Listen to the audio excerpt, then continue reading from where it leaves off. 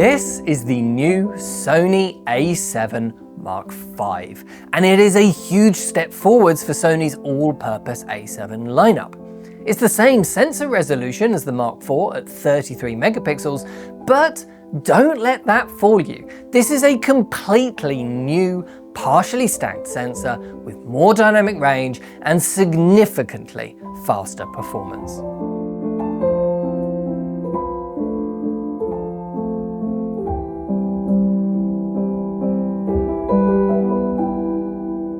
So we've just finished our pre-disclosure on the camera. So we've been briefed. Sony brought us over to the Brooklands Transport Museum to spend about an hour filming with it, getting to know it, and then we'll head back to the office and tell you all about it.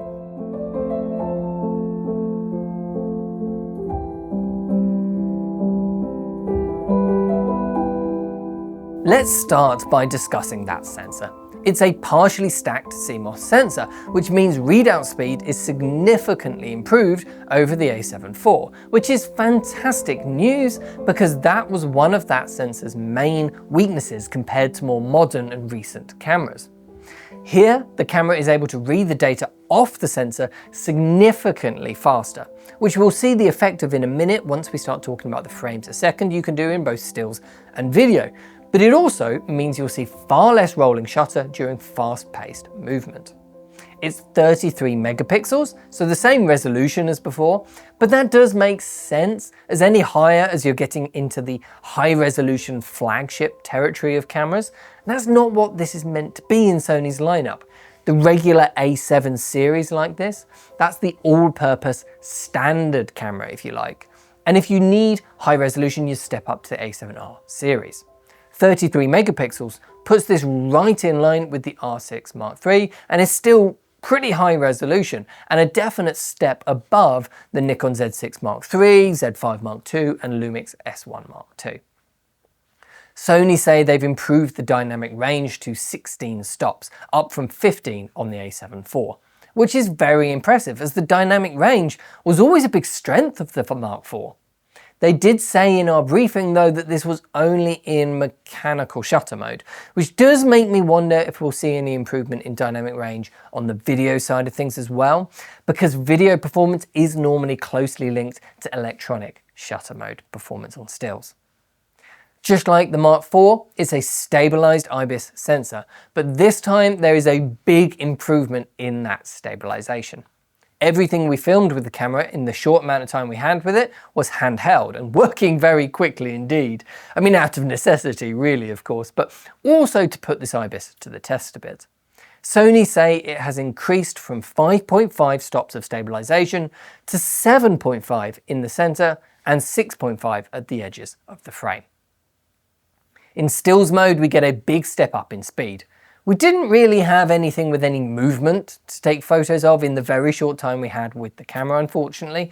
But if we had, we would have been able to capture it at 10 frames a second in mechanical shutter mode or 30 frames a second in electronic shutter mode. That is the same as the flagship A1 Mark II. So very impressive for the standard A7 model. At 10 frames a second, the buffer is effectively unlimited, and at 30 frames a second, you get 185 JPEGs, 95 compressed RAW images, or 85 images when you're in RAW and JPEG mode, before that buffer is going to fill up. So again, a big step forward over what we could do on the Mark IV. We also get pre-capture for stills, which I was very impressed to see. This is very similar to what we saw on the A9 Mark III. You can choose between 0.03 seconds and 1 second of pre-capture. And they let you activate this with an assignable button, which is so useful. It means you don't have to have that pre-capture always active and draining your battery. When you start waiting for something to happen, you can hold down a button to activate pre-capture only when you need it to be active. It's a small touch, but it is so helpful. Sony have also changed how the compressed RAW options work. Rather than having lossless RAW in large, medium or small sizes, which I always thought was a bit confusing. If it's lossless, why do you get quality size options? Now we get lossless RAW and then compressed RAW in high quality or standard quality, which is much easier to understand. The other big changes to stills performance come from the improvements in autofocus tracking because of that AI chip. We've seen this AI chip inside many cameras from Sony now, and it does a fantastic job.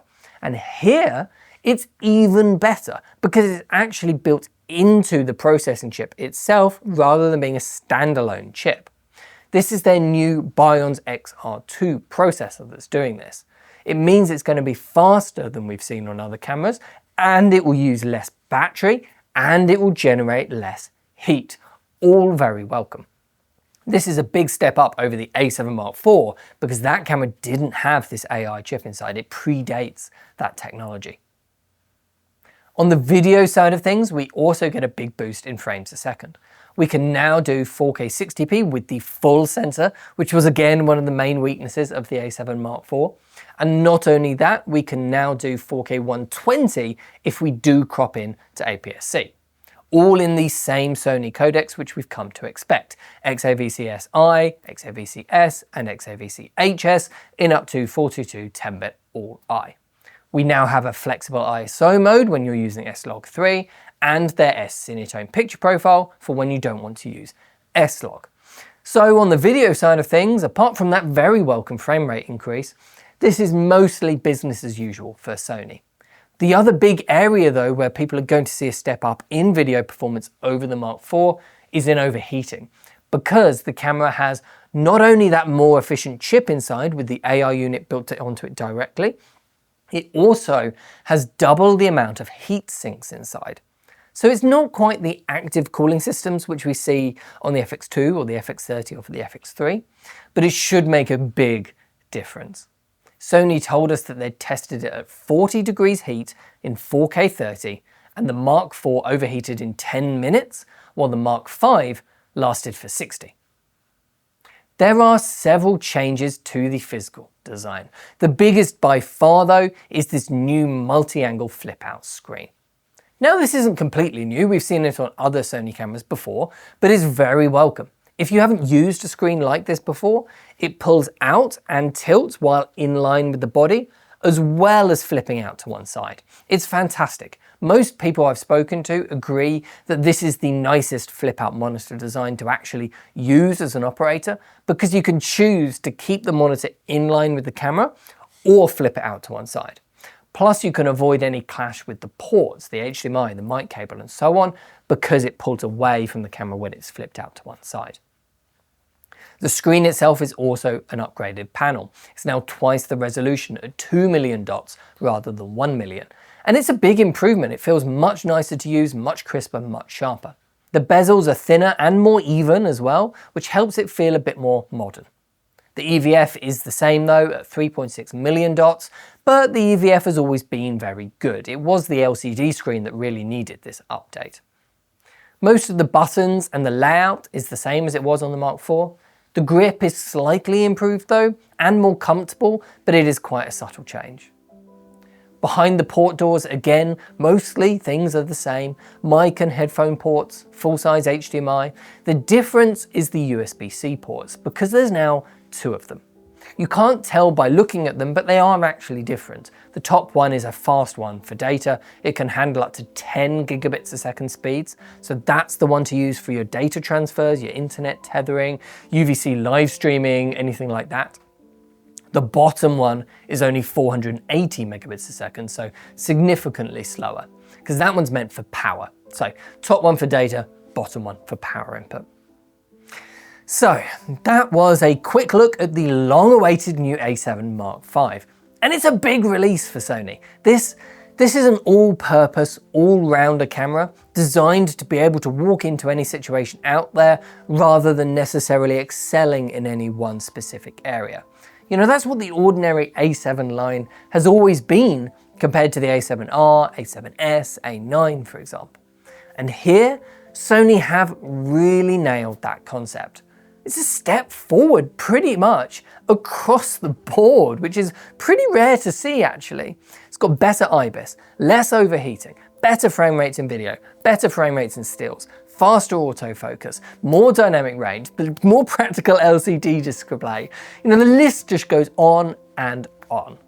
Combine all of that and you end up with one of the most practical cameras in Sony's lineup. I think the A7 V is going to be a very popular camera, but what do you think? Let us know in the comment section, and if you want to pre-order one for yourself, of course, just head over to Pro AV. Thank you very much for watching. I'll see you in the next one.